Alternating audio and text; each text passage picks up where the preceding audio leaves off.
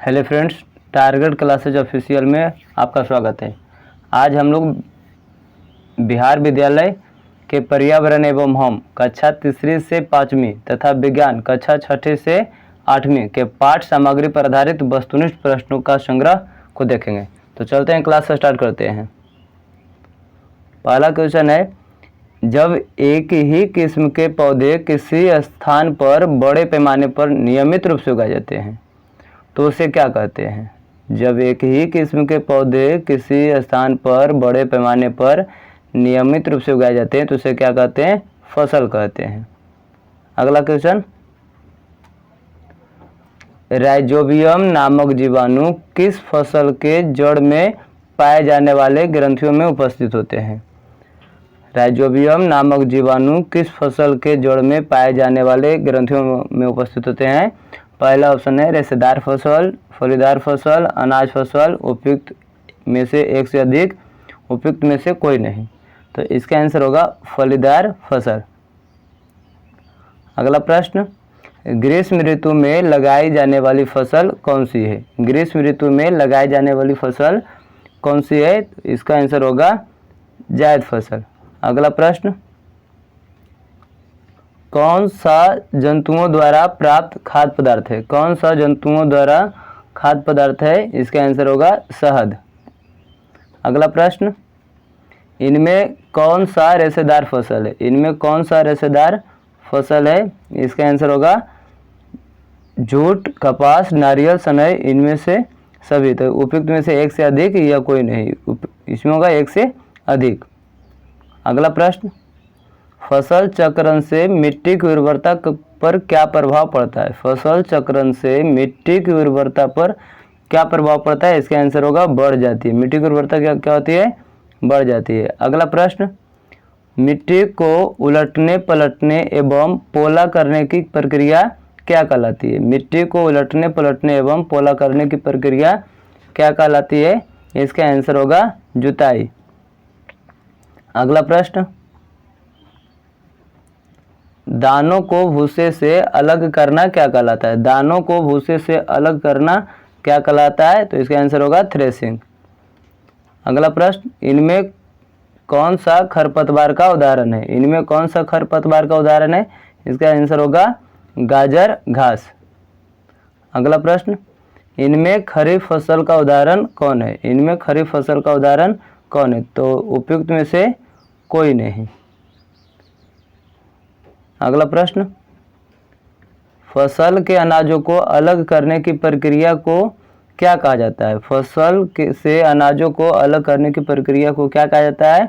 तो इसका आंसर होगा दौनी।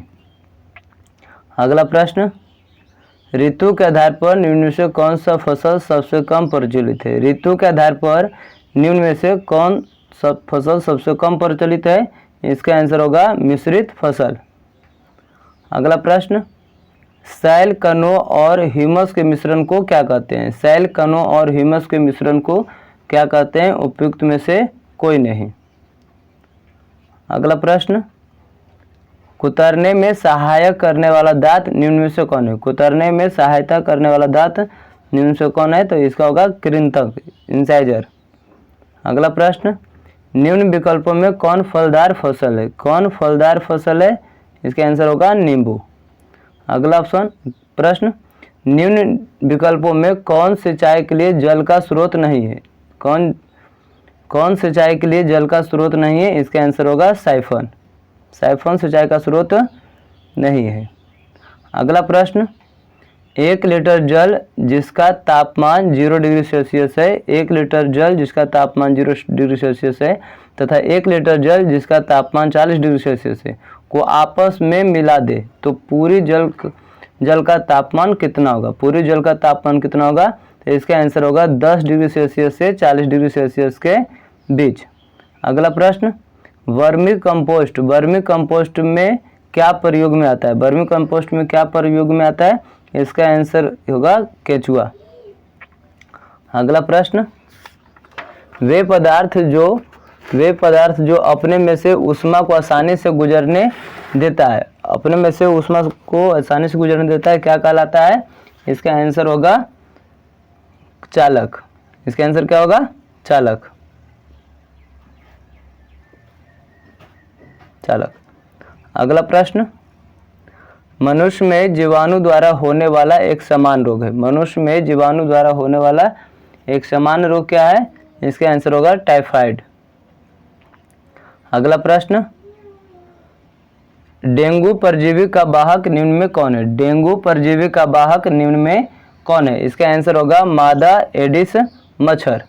अगला प्रश्न, मनुष्य में वायरस द्वारा होने वाला एक समान रोग है। मनुष्य में वायरस द्वारा होने वाला एक समान रोग कौन सा है? तो इसका आंसर होगा पोलियो। अगला प्रश्न, मलेरिया रोग किस जीव के काटने से होता है? मलेरिया रोग किस जीव के काटने से होता है? तो इसका आंसर होगा मच्छर। अगला प्रश्न, कॉलम 1 को कॉलम 2 से मिलान करना है। तो इसका गहरे रंग के कपड़े पसंद करते हैं। गहरे रंग के कपड़े पसंद करते हैं किसमें? तो सर्दी में। किसमें करते हैं? सर्दी में। समुद्री समीर बहने का समय क्या है? समुद्री समीर बहने का समय क्या है? तो समुद्री समीर बहता है दिन में। हल्के रंग के कपड़े पहनने का समय क्या है? हल्के रंग के कपड़े तो गर्मी में। और थल समीर जो बहता है वो रात में। तो इसका ऑप्शन नंबर बी हो जाएगा। अगला प्रश्न, निम्न में से किस पौधे के पत्तों के रस का उपयोग मलेरिया और डेंगू के उपचार में किया जाता है? किस पौधे के पत्तों के रस का उपयोग मलेरिया और डेंगू के उपचार में किया जाता है? तो इसका आंसर होगा गिलोया। क्या हो जाएगा? गिलोया का। अगला प्रश्न, अलेक्जेंडर फ्लेमिंग ने 1928 में किस पहले प्रतिजैवी की खोज किया था?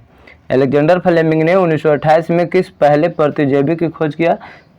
इसका आंसर होगा उपयुक्त में से कोई नहीं। अगला प्रश्न, निम्न में कौन प्रतिजैवी के उदाहरण है? निम्न में कौन प्रतिजैवी के उदाहरण है?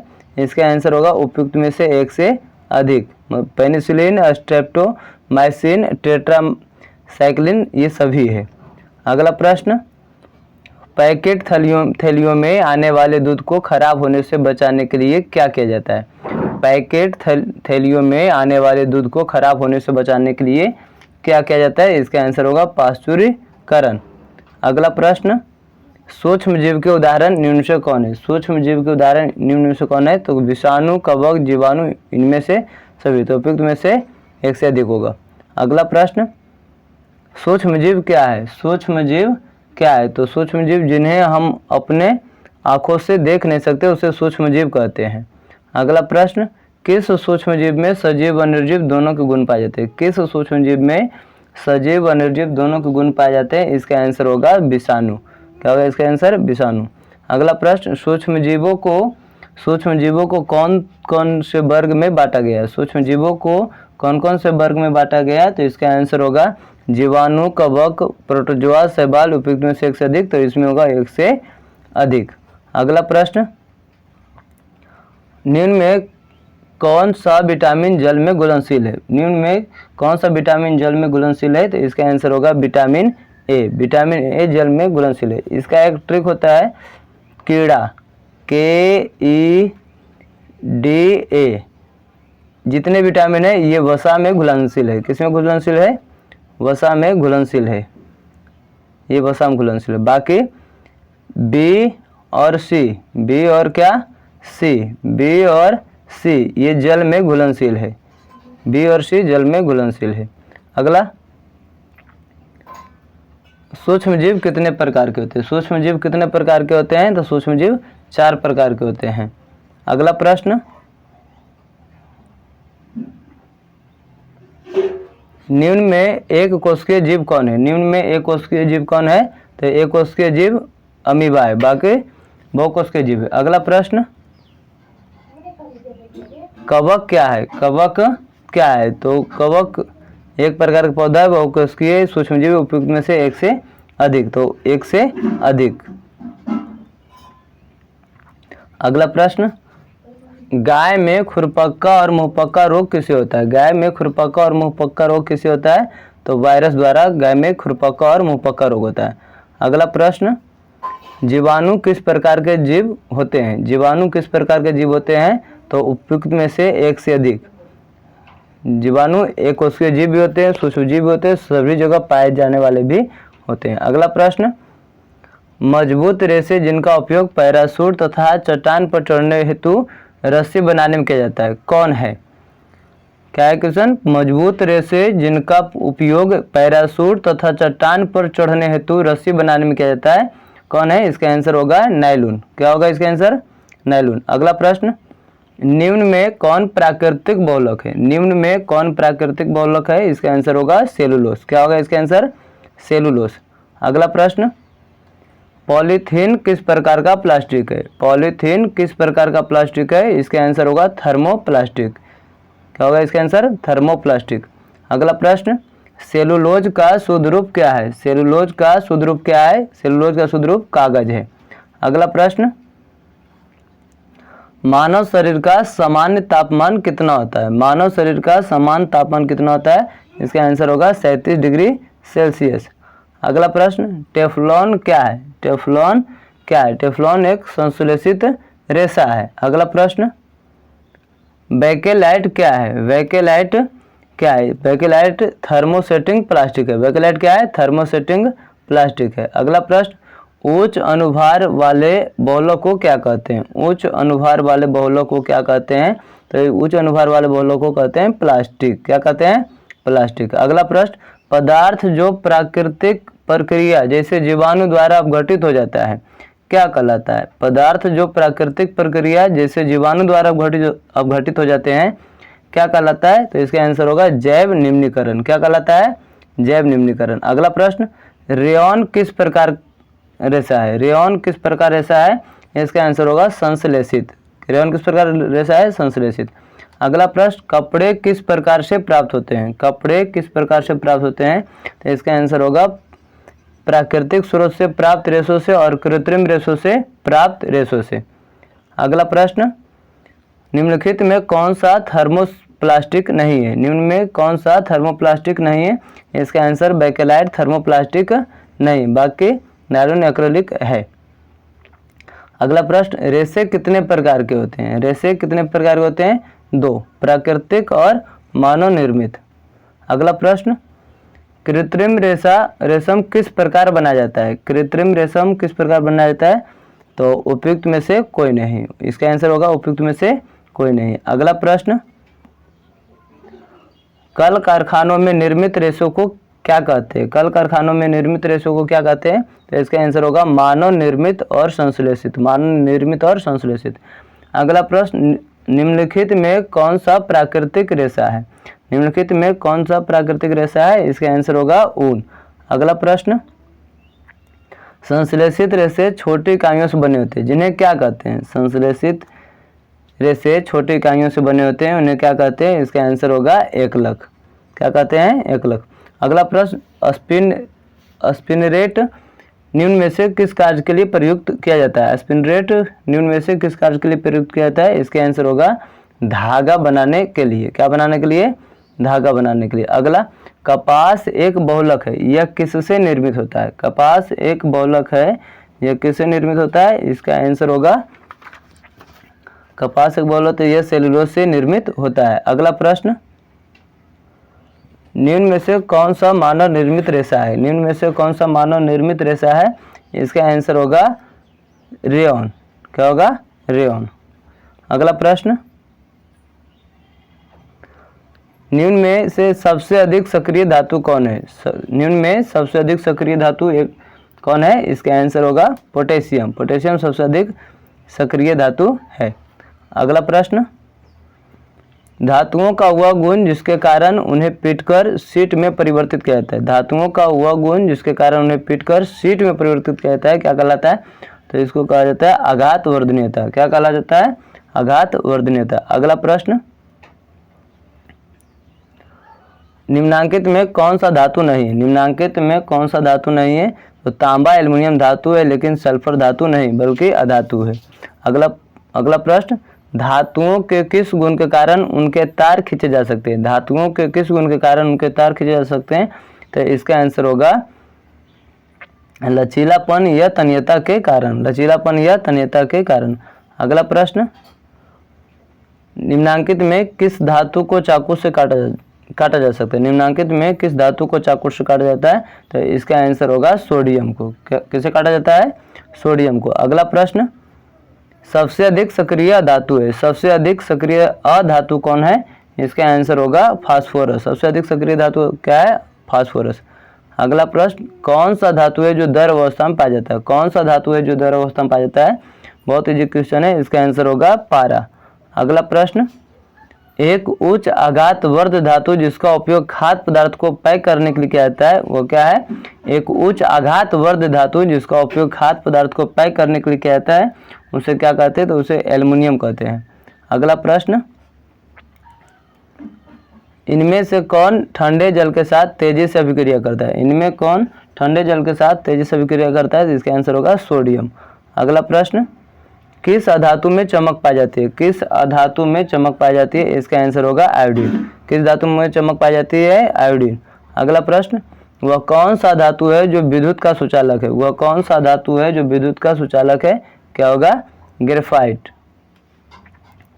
अगला प्रश्न, कॉपर का बर्तन की सतह पर जमा हुआ हरा पदार्थ क्या कहलाता है? कॉपर के बर्तन की सतह पर जमा हुआ हरा पदार्थ क्या कहलाता है? तो इसको कहते हैं कॉपर हाइड्रोक्साइड और कॉपर कार्बोनेट। कॉपर हाइड्रोक्साइड और कॉपर कार्बोनेट। अगला प्रश्न, निम्नलिखित में से किसको पीटकर पतली चादरों में परिवर्तित किया जा सकता है? निम्नलिखित में से किसको पीटकर पतली चादरों में परिवर्तित किया जा सकता है? इसका आंसर होगा जिंक।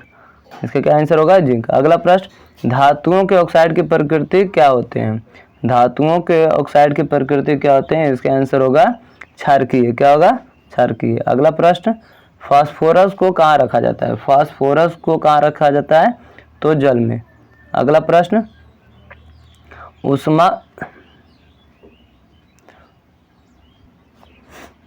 ऊष्मा के स्रोत और गर्म वस्तु के बीच बिना किसी संपर्क के ऊष्मा के स्थानांतरण की प्रक्रिया क्या कहलाती है? ऊष्मा के स्रोत और गर्म वस्तु के बीच बिना किसी संपर्क के ऊष्मा के स्थानांतरण की प्रक्रिया क्या कहलाती है? तो इसका आंसर होगा विकिरण। क्या कहलाती है? विकिरण। अगला प्रश्न, काला सोना किसे कहा जाता है? Very very question. काला सोना किसे कहा जाता है? इसका आंसर होगा पेट्रोलियम। अगला प्रश्न, घरेलू ईंधन के रूप में किसका उपयोग किया जाता है? घरेलू ईंधन के रूप में किसका उपयोग किया जाता है? इसका आंसर होगा एलपीजी। अगला प्रश्न, जीवाश्म ईंधन के जलने से कौन सा प्रदूषण होता है? जीवाश्म ईंधन के जलने से कौन सा प्रदूषण होता है? तो वायु प्रदूषण होता है। कौन सा प्रदूषण होता है? वायु प्रदूषण। अगला प्रश्न, वाहनों के लिए सबसे कम प्रदूषक ईंधन कौन है? वाहनों के लिए सबसे कम प्रदूषक ईंधन कौन है? इसका आंसर होगा संपीड़ित प्राकृतिक गैस। संपीड़ित प्राकृतिक गैस। अगला प्रश्न, कोयला को बनाने में कितना समय लगता है? कोयला को बनाने में कितना समय लगता है? तो इसका आंसर होगा लाखों वर्ष।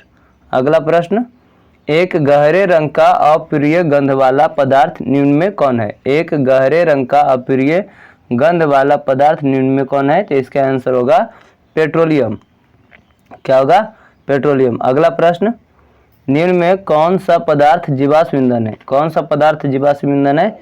इसका आंसर होगा ऑप्शन नंबर ई, उपयुक्त में से एक से अधिक या उपयुक्त में से कोई नहीं। तो अगला प्रश्न, इनमें से कौन सा संसाधन क्षय होने वाला नहीं है? इनमें से कौन सा संसाधन क्षय होने वाला नहीं है? इसका आंसर होगा उपयुक्त में से कोई नहीं। होने वाला नहीं तो सभी है, जो खनिज है, कोयला, पेट्रोलियम, ये सभी क्षय होने वाला है। अगला प्रश्न, प्राकृतिक गैस में मुख्यतः कौन सी गैस होती है? प्राकृतिक गैस में मुख्यतः कौन सी गैस होती है? मीथेन। क्या होती है? मीथेन। अगला प्रश्न, पेट्रोलियम का कौन सा उत्पाद सड़क निर्माण हेतु उपयोग में किया जाता है? पेट्रोलियम का कौन सा उत्पाद सड़क निर्माण हेतु उपयोग में किया जाता है? इसका आंसर होगा बिटुमेन। क्या होगा? बिटुमेन। अगला प्रश्न, वे पदार्थ जो जलकर ऊर्जा प्रदान करते हैं उसे क्या कहते हैं? वे पदार्थ जो जलकर ऊर्जा प्रदान करते हैं उसे क्या कहते हैं? इसका आंसर होगा ईंधन। अगला प्रश्न, निम्न में कौन प्राकृतिक संसाधन नहीं है? निम्न में कौन प्राकृतिक संसाधन नहीं है? तो इसका आंसर होगा प्लास्टिक। प्लास्टिक प्राकृतिक संसाधन नहीं है। अगला प्रश्न, जीवाश्म ईंधन किसे कहते हैं? जीवाश्म ईंधन किसे कहते हैं? इसका आंसर होगा जो सजीव प्राणियों के मृत अवशेषों से बना हो उसे जीवाश्म ईंधन कहते हैं। अगला प्रश्न, लाल तप्त कोक पर जलवाष्प प्रवाहित करने से कौन कार्बन मोनोऑक्साइड एवं हाइड्रोजन गैस का मिश्रण प्राप्त होता है? इसे क्या कहा जाता है? लाल तप्त कोक पर जलवाष्प प्रवाहित करने से कार्बन मोनोऑक्साइड एवं हाइड्रोजन गैस का मिश्रण प्राप्त होता है। इसे क्या कहा जाता है? इसका आंसर होगा जल गैस। अगला क्वेश्चन, समाप्त होने वाला निम्न में कौन प्राकृतिक संसाधन है? समाप्त होने वाला निम्न में कौन प्राकृतिक संसाधन है? इसका आंसर होगा उपयुक्त में से एक से अधिक। अगला प्रश्न, तेल में लगी आग को किस अग्निशामक द्वारा बुझाया जाता है? तेल में लगी आग को किस अग्निशामक द्वारा बुझाया जाता है? इसका आंसर होगा कार्बन डाइऑक्साइड CO2। अगला, निम्न में दहन के लिए क्या आवश्यक है? निम्न में दहन के लिए क्या आवश्यक है? हवा। अगला प्रश्न, किसी पदार्थ के दहन का पोषक पदार्थ है। किसी पदार्थ के दहन का पोषक पदार्थ क्या है? तो ऑक्सीजन। क्या है? ऑक्सीजन।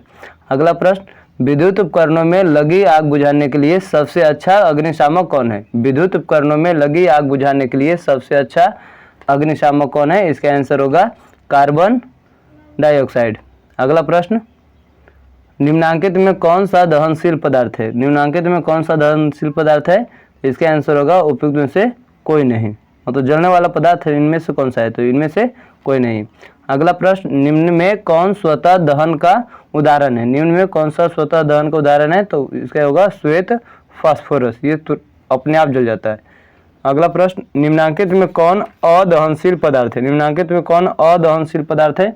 इसका आंसर होगा उपयुक्त में से कोई नहीं। अगला प्रश्न, लकड़ी का जलना किस प्रकार के दहन का उदाहरण है? लकड़ी का जलना किस प्रकार के दहन का उदाहरण है? तो मंद दहन है। अगला प्रश्न, दहन की क्रिया के लिए निम्न कौन सी शर्त आवश्यक है? दहन की क्रिया के लिए निम्न से कौन सा शर्त आवश्यक है? इसका होगा पदार्थ के ज्वलन ताप की प्राप्ति। अगला प्रश्न, वह ताप जिस पर कोई पदार्थ जलना शुरू करता है क्या कहलाता है? वह ताप जिस पर कोई पदार्थ जलना शुरू करता है क्या कहलाता है? ज्वलन ताप। क्या कहलाता है? ज्वलन ताप।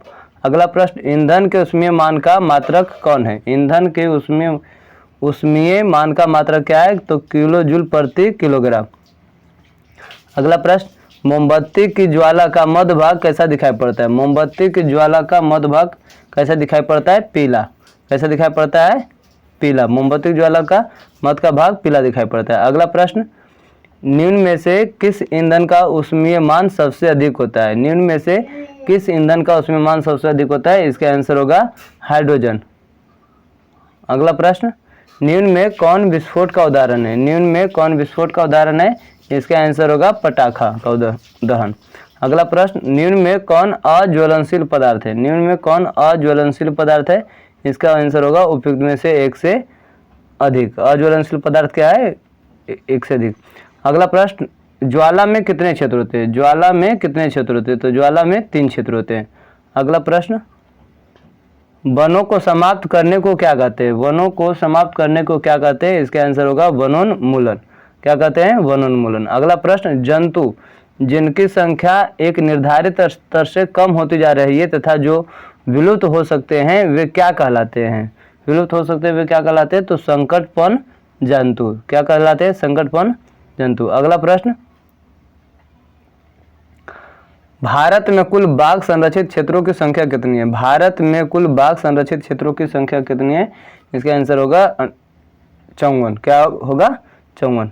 Option number B. अगला प्रश्न, वनोन्मूलन का मुख्य कारण क्या है? वनोन्मूलन का मुख्य कारण क्या है?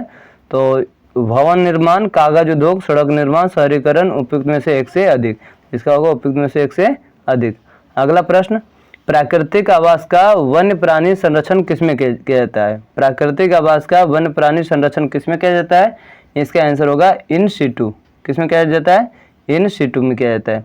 अगला प्रश्न, वह क्षेत्र जिसमें जंतु अपने प्राकृतिक आवास में संरक्षित होते हैं क्या कहलाता है? इसका आंसर होगा अभयारण्य। क्या कहलाता है? अभयारण्य। अगला प्रश्न, गर्म पिंड से ठंडे पिंड में ऊष्मा का स्थानांतरण क्या कहलाता है? गर्म पिंड से ठंडे पिंड में ऊष्मा का स्थानांतरण क्या कहलाता है? तो इसका चालन कहलाता है। अगला प्रश्न, वनोन्मूलन का स्थायी हल क्या है? वनोन्मूलन का स्थायी हल क्या है? तो पुनर्वरोपण। अगला प्रश्न, प्रयोगशाला तापमापी के ताप पाठ्यांक की सीमा कितनी होती है? प्रयोगशाला तापमापी के ताप पाठ्यांक की सीमा कितनी होती है? इसका आंसर होगा -10 डिग्री सेल्सियस से 110 डिग्री सेल्सियस। -10 डिग्री सेल्सियस से 110 डिग्री सेल्सियस। अगला प्रश्न, वनोन्मूलन का प्राकृतिक कारण क्या है? वनोन्मूलन का प्राकृतिक कारण क्या है? तो दावानल और भीषण सूखा। दावानल और भीषण सूखा। अगला प्रश्न, संरक्षण का क्या अर्थ है? संरक्षण का क्या अर्थ है? रक्षण। अगला प्रश्न, निम्न में भौम जल स्तर के निम्नीकरण का क्या कारण है? निम्न में भौम जल स्तर के निम्नीकरण का क्या कारण है? तो इसका आंसर होगा वनोन्मूलन। अगला प्रश्न, निम्न में से वनों की कटाई का मुख्य उद्देश्य क्या है? निम्न में वनों की कटाई का मुख्य उद्देश्य क्या है? तो उपयुक्त में से एक से अधिक। कृषि करना, घरों व कारखानों का निर्माण करना, लकड़ी का उपयोग, इनमें से सभी होगी। अगला प्रश्न, विश्व ऊष्मन के लिए प्रमुख उत्तरदायी गैस कौन है? Carbon dioxide. अगला प्रश्न, वनोन्मूलन से क्या क्या होता है? वनोन्मूलन से क्या क्या होता है? तो पृथ्वी पर ताप में कमी, प्रदूषण के स्तर में कमी, पृथ्वी पर ताप वृद्धि और प्रदूषण के स्तर में वृद्धि। उपयुक्त में से एक से अधिक, उपयुक्त में से कोई नहीं। तो इसका आंसर होगा पृथ्वी पर ताप वृद्धि और प्रदूषण के स्तर में वृद्धि। अगला, कोशिका में गुणसूत्र कहाँ उपस्थित होता है? कोशिका में गुणसूत्र कहाँ उपस्थित होता है? तो केंद्रक में। अगला प्रश्न, एक जेली जैसा पदार्थ जो कोशिका में पाया जाता है उसे क्या कहते हैं? एक जेली जैसा पदार्थ जो कोशिका में पाया जाता है क्या कहलाता है? इसका आंसर होगा कोशिका द्रव। कोशिका द्रव। अगला प्रश्न, क्लोरोप्लास्ट किसमें पाया जाता है? क्लोरोप्लास्ट किसमें पाया जाता है? इसका आंसर होगा हरी पत्तियां। अगला प्रश्न,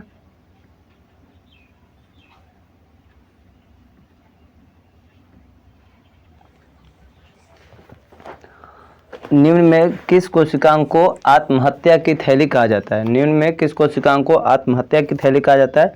इसका आंसर होगा लाइसोसोम। अगला प्रश्न, निम्न में कौन एक कोशिकीय जीव है? निम्न में कौन एक कोशिकीय जीव है? इसका आंसर होगा उपयुक्त में से कोई नहीं। अगला प्रश्न, सजीव में आनुवांशिक गुणों का वाहक कौन होता है? सजीव में आनुवांशिक गुणों का वाहक कौन होता है? इसका आंसर होगा जीन। अगला प्रश्न, किसे कोशिका का ऊर्जा संयंत्र माना जाता है? किसे कोशिका का ऊर्जा संयंत्र माना जाता है? इसका आंसर होगा माइटोकॉन्ड्रिया। क्या माना जाता है? माइटोकॉन्ड्रिया।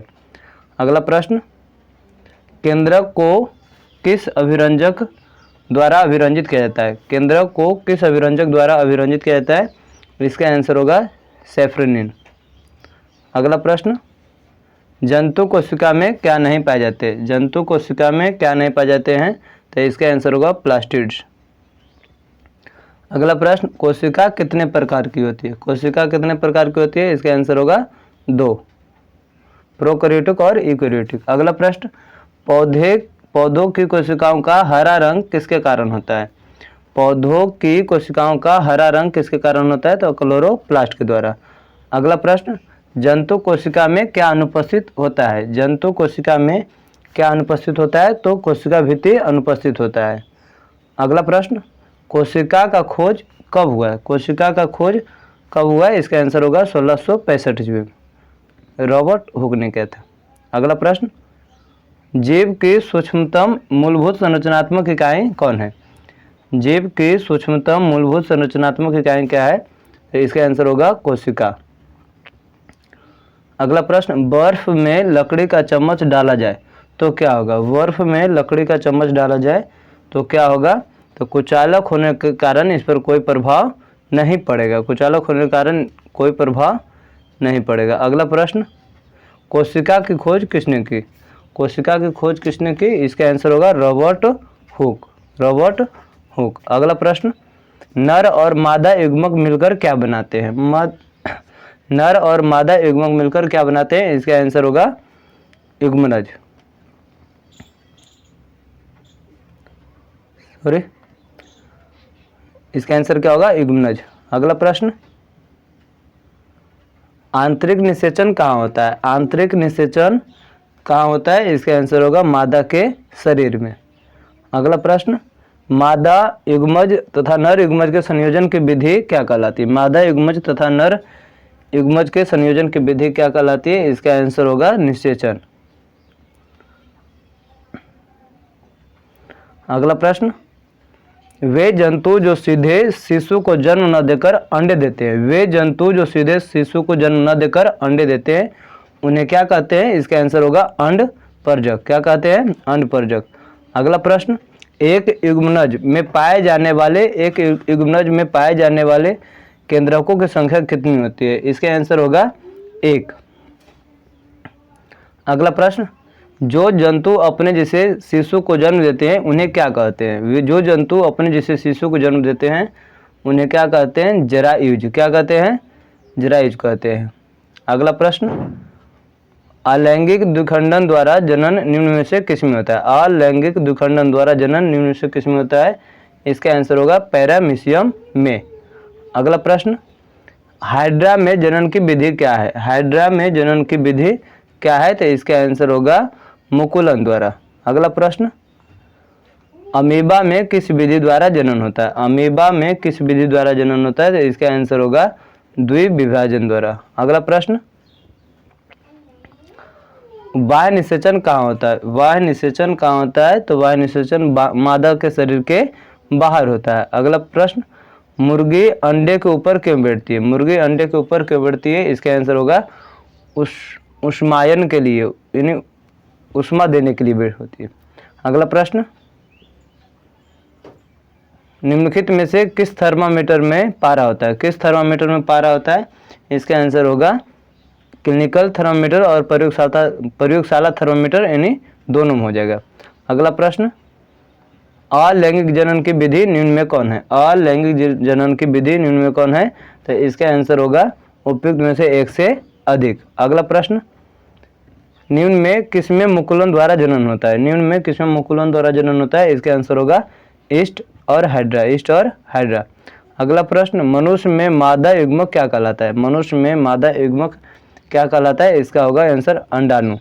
अगला प्रश्न, इनमें कौन से परिवर्तन यौवनारंभ के दौरान नहीं होते? इनमें कौन से परिवर्तन यौवनारंभ के दौरान नहीं होते हैं? इसका आंसर होगा उपयुक्त में से कोई नहीं।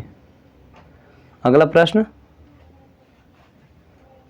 यौवनारंभ प्रारंभ के साथ ही पौरुष हार्मोन स्रावित होता है, उसे क्या कहते हैं? यौवनारंभ प्रारंभ के साथ ही पौरुष हार्मोन स्रावित होते हैं, उसे क्या कहते हैं? इसका आंसर होगा टेस्टोस्टेरोन। अगला प्रश्न, निम्न में कौन सा गुणसूत्र शिशु का लिंग नर के रूप में निर्धारित करता है? कौन सा गुणसूत्र? तो इसका आंसर होगा गुणसूत्र XY। अगला प्रश्न, लड़कों के गले में उभरा हुआ भाग क्या कहलाता है? लड़कों के गले में उभरा हुआ भाग क्या कहलाता है? इसका आंसर होगा एडम्स एप्पल या कंठमणि। एडम्स एप्पल या कंठमणि। अगला प्रश्न, मनुष्य की कोशिका के केंद्र में कितने जोड़े गुणसूत्र पाए जाते हैं? मनुष्य की कोशिका के केंद्र में कितने जोड़े गुणसूत्र पाए जाते हैं? इसका आंसर होगा 23 जोड़ा। अगला प्रश्न, पीड़ित व्यक्ति से स्वस्थ व्यक्ति में एड्स कैसे फैल सकता है? पीड़ित व्यक्ति से स्वस्थ व्यक्ति में एड्स कैसे फैल सकता है? इसका आंसर होगा उपयुक्त में से कोई नहीं। अगला प्रश्न, निम्न में कौन मादा जनन हार्मोन है? निम्न में कौन मादा जनन हार्मोन है? एस्ट्रोजन। अगला प्रश्न, जन्म लेने वाले शिशु के लिंग निर्धारण के लिए जिम्मेदार कोशिका की संरचना को क्या कहते हैं? इसका आंसर होगा गुणसूत्र। अगला प्रश्न, किशोरावस्था की उम्र क्या है? किशोरावस्था की उम्र क्या है? इसका आंसर होगा 11 से 29 वर्ष। अगला प्रश्न, स्त्रियों में होने वाले मासिक स्राव की समान अवधि क्या है? स्त्रियों में होने वाले मासिक स्राव की समान अवधि क्या है? इसका आंसर होगा उपयुक्त में से कोई नहीं, 28 दिन होता है। अगला प्रश्न, कितनी उम्र तक को शैशवावस्था कहा जाता है? कितने उम्र तक को शैशवावस्था कहा जाता है? इसका आंसर होगा 0 से 4 वर्ष की उम्र को शैशवावस्था कहा जाता है। अगला प्रश्न, निम्न में कौन सा आहार किशोर के लिए सर्वोत्तम है? निम्न में से कौन सा आहार किशोर के लिए? तो इसका होगा रोटी दाल सब्जियाँ, रोटी दाल सब्जियाँ। अगला प्रश्न, शरीर में होने वाले परिवर्तन किस प्रक्रिया का एक भाग है? शरीर में होने वाले परिवर्तन किस प्रक्रिया का एक भाग है? तो इसका आंसर होगा वृद्धि। अगला प्रश्न, वृद्धि क्या है? वृद्धि क्या है? तो वृद्धि एक प्राकृतिक प्रक्रम है। वृद्धि एक प्राकृतिक प्रक्रम है। अगला प्रश्न, किस अवस्था में मनुष्य के शरीर में अनेक परिवर्तन आते हैं? किस अवस्था में मनुष्य के शरीर में अनेक परिवर्तन आते हैं? तो इसका आंसर होगा किशोरावस्था में। अगला प्रश्न, उस राशि का नाम बताएं जिसका मात्रक न्यूटन है? तो इसका आंसर होगा बल। अगला प्रश्न, निम्नांकित बलों में कौन सा संपर्कित बल है? निम्नांकित में कौन तो संपर्क वाला बल कौन है? इसका आंसर होगा उपयुक्त में से एक से अधिक या कोई नहीं। अगला प्रश्न, कुएं से पानी खींचना, कुएं से पानी खींचना कैसा बल है? कुएं से पानी खींचना कैसा बल है? इसका होगा अभिकर्षण। अगला प्रश्न, पृथ्वी प्रत्येक वस्तु को अपनी ओर आकर्षित करती है। पृथ्वी प्रत्येक वस्तु को अपनी ओर आकर्षित करती है, इस आकर्षण बल को क्या कहा जाता है? इसका आंसर होगा गुरुत्व बल। क्या होगा? गुरुत्व बल। अगला प्रश्न, प्रति इकाई क्षेत्रफल पर लगने वाले बल को क्या कहते हैं? प्रति इकाई क्षेत्रफल पर बल लगने वाले बल को क्या कहते हैं? तो लगने वाले बल को दाब कहते हैं। दरवाजे को धक्का देने पर कैसा बल लगता है? दरवाजे को धक्का देने पर कैसा बल लगता है? इसका होगा अपकर्षण बल। अगला प्रश्न, शुष्क मौसम में बलों में कंघी करने पर वह बिखर जाता है, इसके लिए कौन सा बल उत्तरदायी है? इसका आंसर होगा स्थिर वैद्युत बल। अगला प्रश्न, बल का कौन मात्रक है? बल का कौन मात्रक है? तो बल का मात्रक न्यूटन है। अगला प्रश्न, निम्न में से कौन दाब का मात्रक है? कौन दाब का मात्रक है?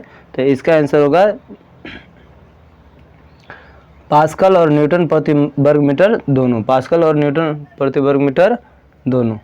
अगला प्रश्न, बैलों द्वारा गाड़ी को खींचना किस बल का उदाहरण है? बैलों द्वारा गाड़ी को खींचना किस बल का उदाहरण है?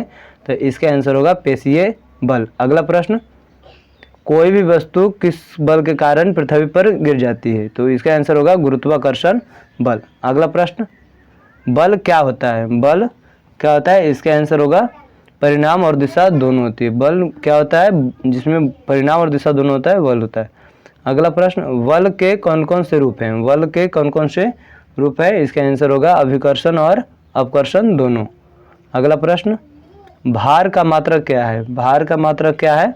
तो भार का मात्रक न्यूटन, किलोग्राम भार, जूल, उपयुक्त में से एक से अधिक, तो इसमें क्या होगा? उपयुक्त में से एक से अधिक। अगला प्रश्न, बल का प्रयोग किसमें परिवर्तन लाने में किया जाता है? बल का प्रयोग किसमें परिवर्तन लाने में किया जाता है? इसका आंसर होगा उपयुक्त में से एक से अधिक, यानी वस्तु गति में परिवर्तन लाने के लिए कार्य में क्रिया और प्रतिक्रिया दोनों। अगला प्रश्न, तरल घर्षण को कम करने की सही आकृति क्या है? तरल घर्षण को कम करने की सही आकृति क्या है? इसका आंसर होगा वृत्तीय। क्या होगा? वृत्तीय। अगला प्रश्न, जिस द्रव के उपयोग से घर्षण कम हो जाता है उसे क्या कहते हैं? जिस द्रव के उपयोग से घर्षण कम हो जाता है उसे क्या कहते हैं? इसका आंसर होगा स्नेहक द्रव। अगला प्रश्न, घर्षण हमेशा क्या होता है? घर्षण हमेशा क्या होता है? इसका आंसर होगा उपयुक्त में से एक से अधिक, यानी वस्तु के गति के विपरीत कुछ मामलों में हानिकारक या कुछ मामलों में लाभदायक दो वस्तु के संपर्क तल पर आरोपित। अगला प्रश्न, सबसे छोटा घर्षण बल को क्या कहते हैं? सबसे छोटा घर्षण बल को क्या कहते हैं? इसका आंसर होगा लुटनिक। अगला प्रश्न, घर्षण से क्या उत्पन्न होती है? घर्षण से क्या उत्पन्न होती है? इसका आंसर होगा ऊष्मा। अगला प्रश्न, टायर के तलियों की गोटी क्या करती है? टायर के तलियों की गोटी क्या करती है?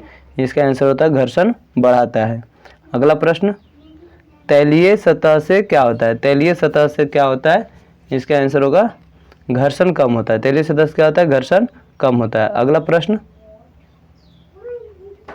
बर्फ पर चलने पर आप फिसल जाएंगे क्योंकि इससे क्या होता है, तो घर्षण कम होगा। क्या होगा, घर्षण कम होगा। अगला प्रश्न, कैरम बोर्ड पर पाउडर छिड़कने से घर्षण पर क्या प्रभाव होता है, तो घर्षण कम हो जाता है। घर्षण क्या होता है, कम हो जाता है। अगला प्रश्न,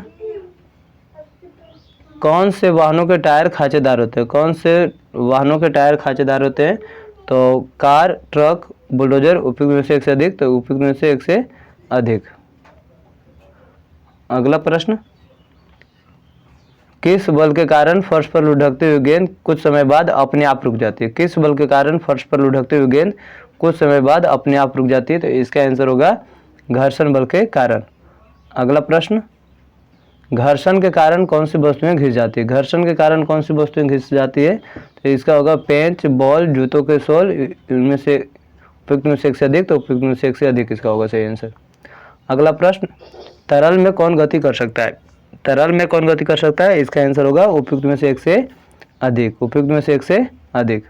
अगला प्रश्न, घर्षण बल किस पर निर्भर करता है, घर्षण बल किस पर निर्भर करता है, इसका आंसर होगा वस्तु की आकृति, तरल की प्रकृति, अभिलंब बल, उपयुक्त में से एक से अधिक, तो उपयुक्त में से एक से अधिक होगा। अगला प्रश्न, जब एक वस्तु किसी दूसरी वस्तु के पृष्ठ पर लुढ़कती है, जब एक वस्तु किसी दूसरी वस्तु के पृष्ठ पर लुढ़कती है तो उसकी गति के प्रतिरोध को क्या कहते हैं, तो इसका आंसर होगा लोटनिक घर्षण। अगला प्रश्न, जब एक दूसरे के संपर्क में आए हुए पृष्ठ सापेक्ष गति करे या गति करने की प्रवृत्ति रखे तो घर्षण बल क्या होते हैं, घर्षण बल क्या होते हैं, इसका आंसर होगा इस पर निर्भर नहीं करता कि वस्तुएं ठोस, द्रव्य या गैसीय है।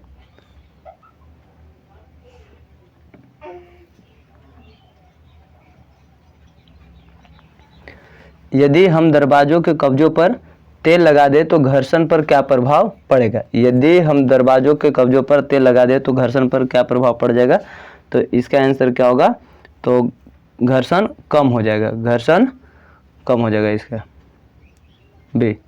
अगला प्रश्न, ध्वनि संचरित हो सकती है, ध्वनि संचरित हो सकती है ठोसों में, द्रव में, गैस में, तो उपयुक्त में से एक से अधिक, तो उपयुक्त में से एक से अधिक। अगला प्रश्न,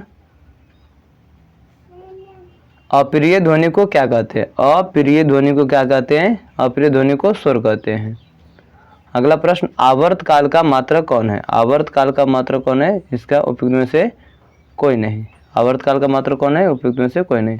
अगला प्रश्न, इनमें किसके आवाज़ की आवृत्ति सबसे अधिक है, इनमें किसके आवाज़ की आवृत्ति सबसे अधिक है, इसका आंसर होगा छोटे बच्चे का। अगला प्रश्न, प्राश्रव ध्वनि की आवृत्ति कितनी होती है, प्राश्रव ध्वनि की आवृत्ति कितनी होती है, तो इसका आंसर होगा 20,000 हर्ट्ज से अधिक। अगला प्रश्न, हमें कोई ध्वनि सुनाई देती है, इसका कारण क्या है, हमें कोई ध्वनि सुनाई देती है, इसका कारण क्या है, इसका आंसर होगा कंपन। अगला प्रश्न, मानव के कानों के लिए श्रव्यता प्राश क्या है, मानव के कानों के लिए श्रव्यता प्राश क्या है, इसका आंसर होगा 20 हर्ट्ज से 20,000 हर्ट्ज, 20 हर्ट्ज से 20,000 हर्ट्ज। अगला प्रश्न, अवश्रव ध्वनि की आवृत्ति कितनी होती है, अवश्रव ध्वनि की आवृत्ति कितनी है, तो इसका आंसर होगा 20 हर्ट्ज से कम। अगला प्रश्न, कंपन आयाम का एसआई मात्रक क्या है, कंपन आयाम का एसआई मात्रक क्या है, इसका आंसर होगा मीटर। अगला प्रश्न, आवृत्ति का मात्रक क्या है, आवृत्ति का मात्रक क्या है, तो इसका आंसर होगा उपयुक्त में से एक से अधिक, प्रति सेकंड और हर्ट्ज। अगला प्रश्न, ध्वनि की प्रबलता किस कारक पर निर्भर करती है, ध्वनि की प्रबलता किस कारक पर निर्भर करती है, इसका आंसर होगा आयाम। अगला प्रश्न, ध्वनि तरंगों की प्रकृति कैसी होती है, ध्वनि तरंगों की प्रकृति कैसी होती है, अनुदैर्ध्य। अगला प्रश्न, मनुष्य पर प्राश्रव तरंगों का क्या प्रभाव होता है, मनुष्य पर प्राश्रव तरंगों का क्या प्रभाव होता है, इसका आंसर होगा नहीं सुनी जा सकती है।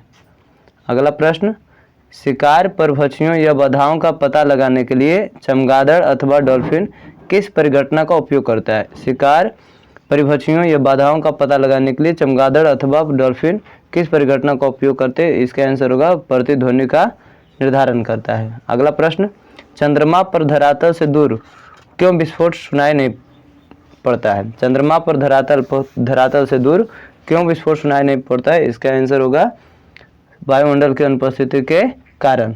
वायुमंडल की अनुपस्थिति के कारण होता है। अगला प्रश्न है, जब चालक विलयन में विद्युत धारा प्रवाहित की जाती है तब विलयन के रंग में परिवर्तन होता है। यह क्या संकेत करता है? जब चालक विलयन में विद्युत धारा प्रवाहित की जाती है तब विलयन के रंग में परिवर्तन होता है। यह क्या संकेत करता है? इसका आंसर होगा विद्युत धारा के रासायनिक प्रभाव को संकेत करता है। अगला प्रश्न, विद्युत धारा के किस प्रभाव का उपयोग विद्युत बल्ब में होता है? विद्युत धारा के किस प्रभाव का उपयोग विद्युत बल्ब में होता है? इसका आंसर होगा ऊष्मीय प्रभाव। अगला प्रश्न, निम्नांकित में कौन सी ऐसी धातु है जिसे विद्युत लेपन के द्वारा किसी वस्तु की चमक को बढ़ाया जा सकता है? तो इसका आंसर होगा क्रोमियम।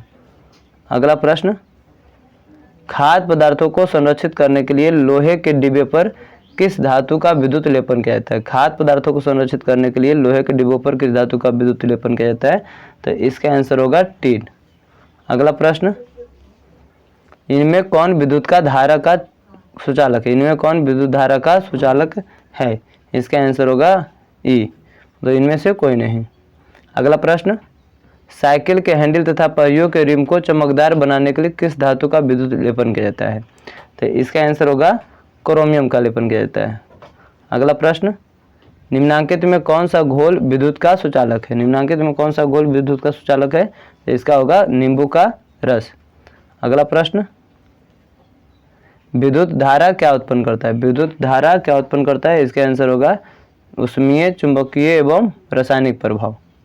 अगला प्रश्न, इनमें कौन विद्युत धारा का कुचालक है? इनमें कौन विद्युत धारा का कुचालक है? इसका होगा आसुत जल। क्या होगा? आसुत जल।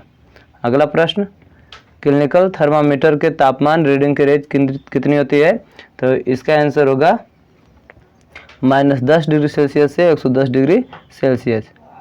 अगला प्रश्न, बिजली मिस्त्री हाथ में रबड़ के दस्ताने पहनकर क्यों काम करता है? बिजली मिस्त्री हाथ में रबड़ के दस्ताने पहनकर क्यों काम करता है? इसका आंसर होगा हाथ में बिजली का झटका नहीं लगता है।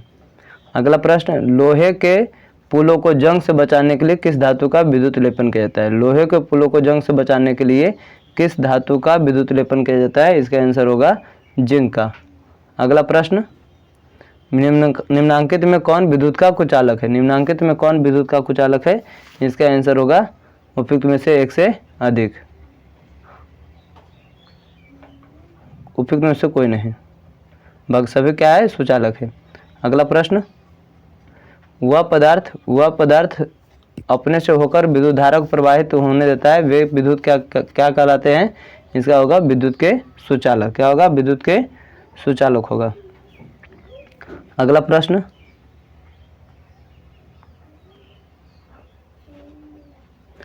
जो पदार्थ अपने से होकर विद्युत धारा में आसानी से प्रवाहित नहीं होने देते हैं क्या कहलाते हैं? जो पदार्थ अपने से होकर विद्युत धारा में आसानी से प्रवाहित नहीं होने देते हैं क्या कहलाते हैं? विद्युत के हीन चालक। अगला प्रश्न, आवेश कितने प्रकार के होते हैं? आवेश कितने प्रकार के होते हैं? इसका आंसर होगा 2, ऋणात्मक और धनात्मक आवेश। अगला प्रश्न, कांच को रेशम से रगड़ने पर रेशम पर कौन सा आवेश होता है? कांच को रेशम से रगड़ने पर रेशम पर कौन सा आवेश होता है? इसका आंसर होगा धन आवेश।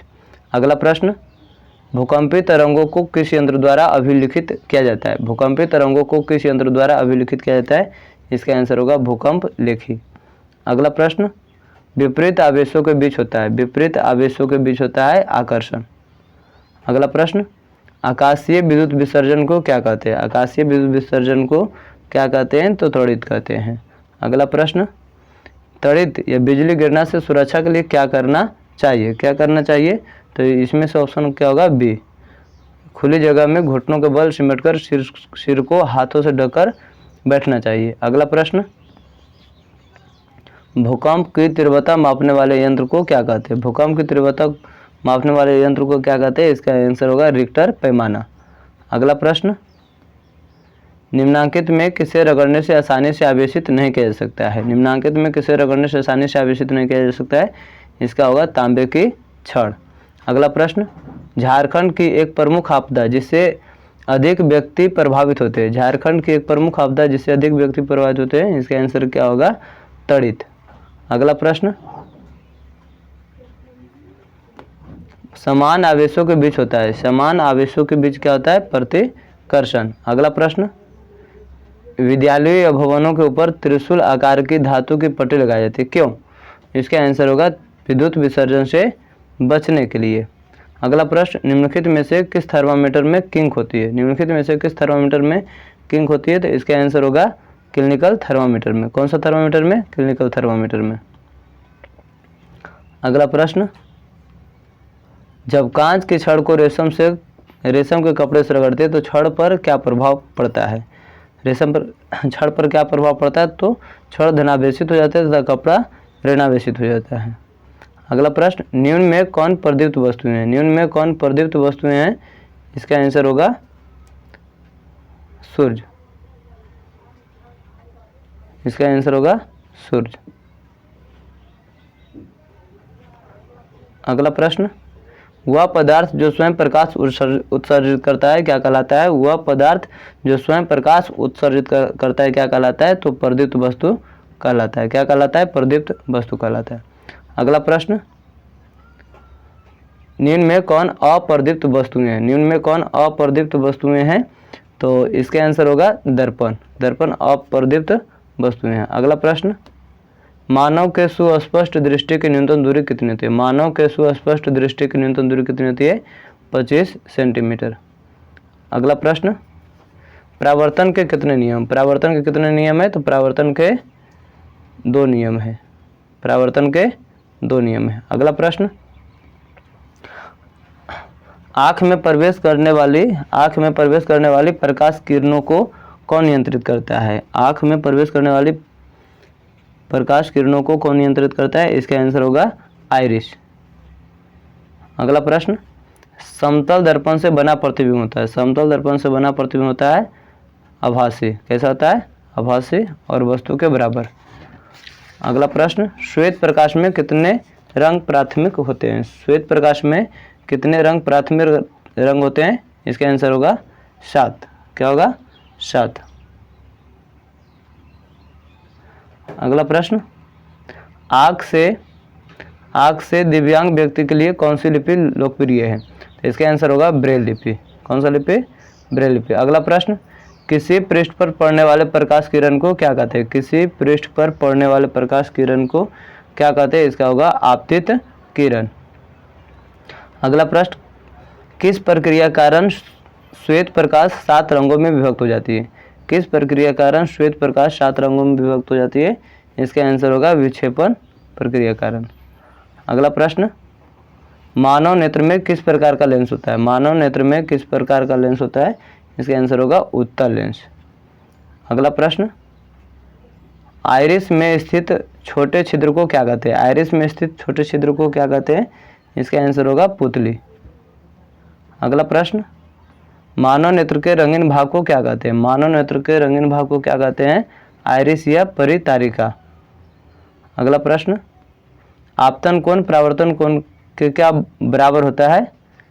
सदैव, कभी कभी, विशेष दिशाओं में, उपयुक्त से अधिक, या कोई नहीं। तो इसका आंसर होगा सदैव। अगला प्रश्न, मानव नेत्र वस्तु का प्रतिबिंब किस भाग पर बनता है? तो इसका बनता है रेटिना पर। अगला प्रश्न, तापमान मापने के लिए कौन प्रयुक्त उपकरण है? तापमान मापने के लिए कौन प्रयुक्त मीटर है? तो इसका आंसर होगा थर्मामीटर। अगला प्रश्न, हमारे सौर परिवार में कितने ग्रह है? हमारे सौर परिवार में कितने ग्रह है? तो उपयुक्त में से कोई नहीं। हमारे सौर परिवार में कुल 8 ग्रह है। कितने ग्रह है? 8। अगला प्रश्न, सूर्य से पृथ्वी की दूरी कितनी है? सूर्य से पृथ्वी की दूरी कितनी है?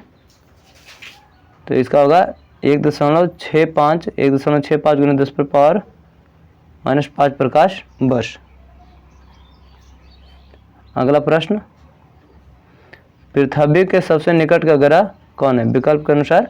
तो इसका आंसर होगा शुक्र। अगला प्रश्न, रात्रि के समय साफ आकाश और काली रात में टूटते तारे दिखाई देते हैं, ये क्या कहलाते हैं? रात्रि के समय साफ आकाश और काली रात में टूटते तारे दिखाई देते हैं, क्या कहलाते हैं? इसका आंसर होगा उल्काएं। अगला प्रश्न, निम्न में से कौन प्राकृतिक उपग्रह है? निम्न में से कौन प्राकृतिक उपग्रह है? तो इसका आंसर होगा चंद्रमा। अगला प्रश्न, इनमें कौन ग्रह नहीं है? इनमें कौन ग्रह नहीं? तो सीरियस ग्रह नहीं है। अगला प्रश्न, सबसे दूर ग्रह कौन है? सबसे दूर ग्रह कौन है? इसका नेपच्यून, वरुण। अगला प्रश्न, निम्न में से कौन ऊष्मा का सुचालक है? निम्न में कौन ऊष्मा का सुचालक है? तो उपयुक्त में से एक से अधिक। अगला प्रश्न, सौर परिवार का सबसे छोटा ग्रह कौन है? सौर परिवार का सबसे छोटा ग्रह कौन है? बुध। अगला प्रश्न, ग्रहों की परिक्रमा करने वाले प्राकृतिक खगोलीय पिंड क्या कहलाते हैं? तो ग्रहों की परिक्रमा करने वाले प्राकृतिक खगोलीय पिंड को क्या कहते हैं? इसका आंसर होगा उपग्रह। क्या होगा? उपग्रह। अगला प्रश्न, किस ग्रह को प्रभात तारा कहा जाता है? प्रभात या भोर का तारा कहा जाता है, तो इसका आंसर होगा शुक्र। इसे सांझ का तारा भी कहा जाता है। अगला प्रश्न, निम्नांकित में कौन सौर परिवार का सदस्य नहीं है? कौन सौर परिवार का सदस्य नहीं? तो तारामंडल सौर परिवार का सदस्य नहीं है। अगला प्रश्न, निम्नांकित में कौन तारा है? निम्नांकित में कौन तारा है? तो उपयुक्त में से कोई नहीं। अगला प्रश्न, सूर्य की सबसे ऊपरी सतह का तापमान कितना होता है? सूर्य की सबसे ऊपरी सतह का तापमान कितना होता है? इसका आंसर होगा उपयुक्त में से कोई नहीं। अगला प्रश्न, खगोलीय पिंडों की दूरी को किस इकाई में मापा जाता है? खगोलीय पिंडों की दूरी को किस इकाई में मापा जाता है? इसका आंसर होगा प्रकाश वर्ष। अगला प्रश्न, सौर परिवार में चमकीला ग्रह कौन है? सौर परिवार में चमकीला ग्रह कौन है? इसका आंसर होगा शुक्र। अगला प्रश्न, सौर परिवार का सबसे बड़ा ग्रह कौन है? सौर परिवार का सबसे बड़ा ग्रह कौन है? बृहस्पति। अगला प्रश्न, कौन सा ग्रह जिसका उपग्रह नहीं है? कौन सा ग्रह जिसका उपग्रह नहीं है? तो बुध और शुक्र, उपयुक्त में से एक से अधिक।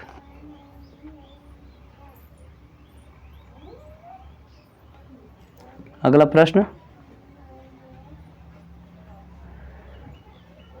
मौसम की भविष्यवाणी। मौसम की भविष्यवाणी दूरसंचार तथा सुदूर संवेदन में किसका उपयोग किया जाता है? मौसम की भविष्यवाणी दूरसंचार तथा सुदूर संवेदन में किसका उपयोग किया जाता है? इसका आंसर होगा कृत्रिम उपग्रह का। अगला प्रश्न, पृथ्वी का एक उपग्रह कौन है? तो पृथ्वी का एक उपग्रह चंद्रमा है। अगला प्रश्न, किस ग्रह को लाल ग्रह कहते हैं? तो किस ग्रह को लाल ग्रह कहते हैं? मंगल को लाल ग्रह कहते हैं। अगला प्रश्न, जब एक चींटी काटती है तो वह संचरित करती है, कौन सा क्या संचरित करती है? तो इसका आंसर होगा अम्लीय अम्ल। क्या होगा? अम्लीय अम्ल। अगला प्रश्न, कौन सी गैस हरितगृह प्रभाव वृद्धि के लिए जिम्मेदार है? कौन सी गैस हरितगृह प्रभाव के लिए जिम्मेदार है? इसका आंसर होगा CO2। अगला प्रश्न, जल को प्रदूषित करने वाले पदार्थ क्या कहलाते हैं? जल को प्रदूषित करने वाले पदार्थ क्या कहलाते हैं? तो इसका आंसर क्या होगा? उपयुक्त में से कोई नहीं।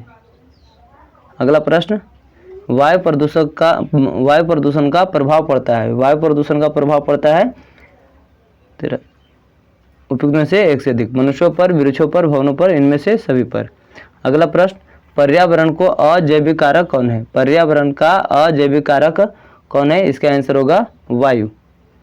अगला प्रश्न, विश्व तापन का प्रमुख कारण है। विश्व तापन का प्रमुख कारण क्या है? इसका आंसर होगा कार्बन डाइऑक्साइड की बढ़ती मात्रा।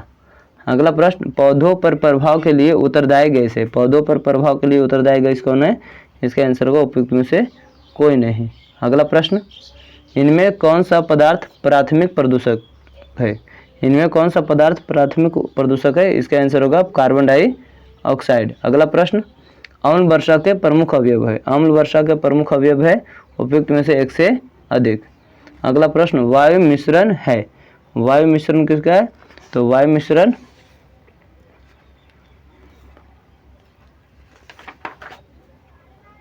गैसों का। वायु मिश्रण है गैसों का।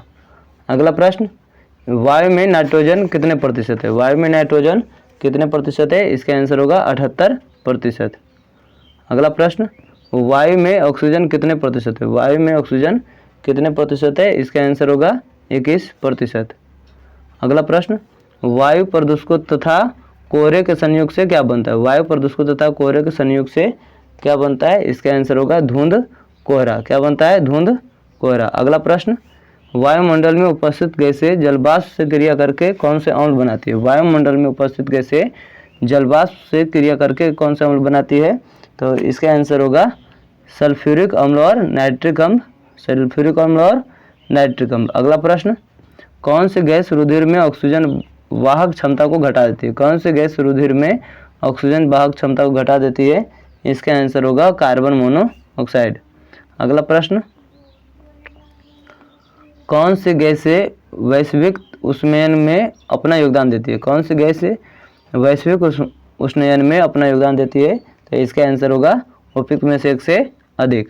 अगला प्रश्न, जल को बचाने का हमारा मूल मंत्र कौन सा होना चाहिए? जल को बचाने का हमारा मूल मंत्र कौन सा होना चाहिए? तो इसका होगा उपयुक्त में से एक से अधिक। कम उपयोग, पुनः चक्रण।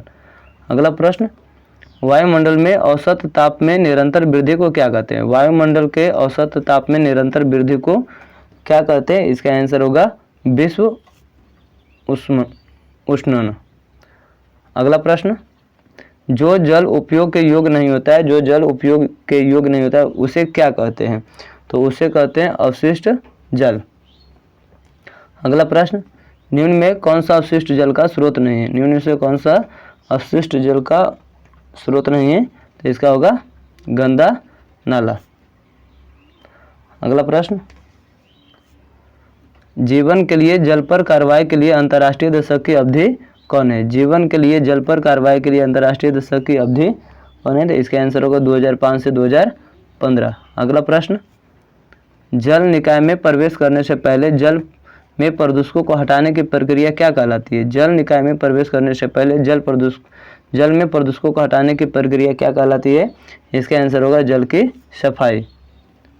अगला प्रश्न, निम्न में से कौन सा मल जल की अकार्बनिक औषधियों का हिस्सा है? तो इसका आंसर होगा फॉस्फेट। अगला प्रश्न, घरों, कारखानों, उद्योगों और अन्य उपयोगकर्ताओं द्वारा छोड़े गए अपशिष्ट जल को क्या कहा जाता है? तो इसे क्या कहा जाता है? सीवेज कहा जाता है। क्या कहा जाता है? सीवेज। अगला प्रश्न, सीवेज में निहित निलंबित अशुद्धियों को क्या कहता है? सीवेज में निहित निलंबित अशुद्धियों को क्या कहा जाता है? तो इसमें कहता है प्रदूषक, कीचड़, ग्रे पानी, इनमें सभी। अगला प्रश्न, अवशिष्ट जल प्रबंधन के लिए जमीन के नीचे बड़े और छोटे पाइपों के नेटवर्क को क्या कहते हैं? तो इसका आंसर होगा सीवेज कहते हैं। अगला प्रश्न, WWTP अपशिष्ट जल उपचार संयंत्र का कौन सा भाग बड़ी वस्तुओं जैसे चिथड़े, डंडे आदि को धारण करता है? तो इसका आंसर होगा वार स्क्रीन। अगला प्रश्न, उस स्क्रैपर का नाम क्या है जो अपशिष्ट जल से ठोस पदार्थों को निकालता है? उस स्क्रैपर का नाम क्या है जो अपशिष्ट जल से ठोस पदार्थों को निकालता है? तो इसका आंसर होगा स्लज। अगला प्रश्न, अपशिष्ट जल से तैरने योग्य कणों, तेल, वसा, ग्रीस आदि को हटाने वाला उपकरण क्या कहलाता है? तो इसको स्कीमर कहते हैं। क्या कहते हैं? स्कीमर। अगला प्रश्न,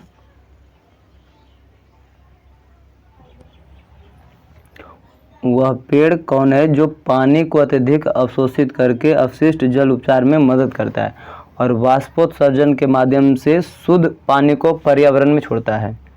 क्या कहते हैं? तो इसको यूकेलिप्टस कहता है, यूकेलिप्टस।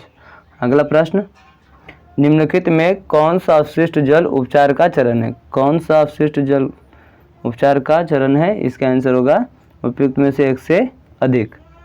अगला प्रश्न, निम्नलिखित में कौन सा वनों से प्रभावित है? निम्नलिखित में कौन सा वनों से प्रभावित है? इसका आंसर होगा उपयुक्त में से एक से अधिक। अगला प्रश्न, निम्नलिखित में कौन सा वन पौधा है? निम्नलिखित में से कौन सा वन पौधा है? इसका आंसर होगा उपयुक्त में से एक से अधिक। अगला प्रश्न, पेड़ के तने के ऊपर शाखा वाले भाग को क्या कहते हैं? इसका आंसर होगा क्राउन। क्या कहते हैं? क्राउन। अगला प्रश्न, निम्नलिखित में कौन सा एक पेड़ का नाम नहीं है। निम्नलिखित में कौन सा एक पेड़ का नाम नहीं है? तो शाही। अगला प्रश्न, वनों में सामान्यतः किस प्रकार के पौधे निचली परत का निर्माण करते हैं? इसका आंसर होगा झाड़ियाँ। क्या होगा?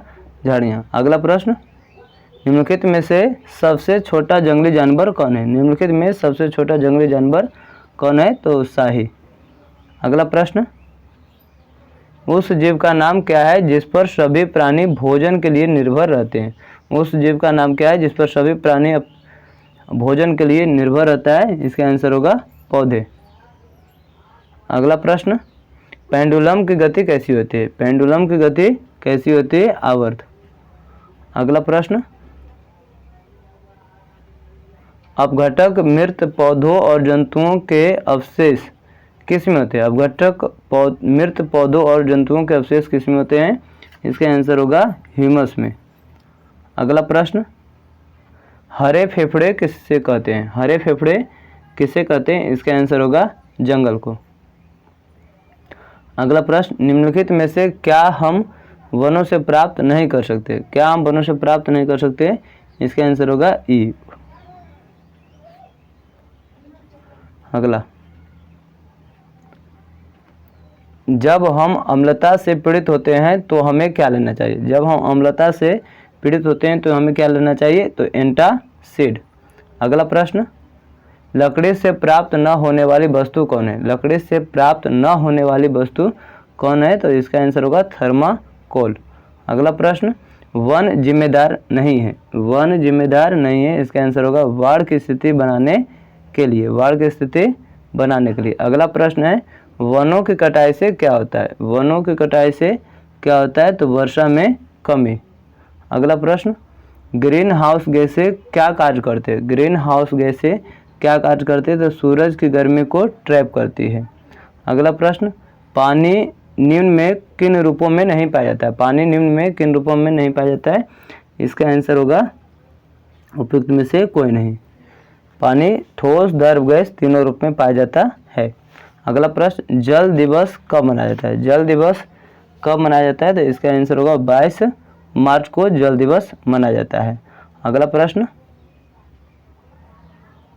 हमारे शरीर में मस्तिष्क तथा हृदय में जल का कितना प्रतिशत भाग होता है? हमारे शरीर में मस्तिष्क तथा हृदय में जल का कितना प्रतिशत भाग होता है? इसका आंसर होगा 73%। अगला प्रश्न, निम्नलिखित में से कौन सा जल स्तर के ह्रास का कारण है? निम्नलिखित में से कौन सा जल स्तर के ह्रास का कारण है? इसका आंसर होगा उपयुक्त में से एक से अधिक। बढ़ती जनसंख्या, कृषि गतिविधियां, बढ़ते उद्योग सभी। अगला प्रश्न, निम्न में कौन जल के ठोस रूप का प्रतिनिधित्व करता है? निम्न में कौन जल के ठोस रूप का प्रतिनिधित्व करते हैं? इसका आंसर होगा बर्फ।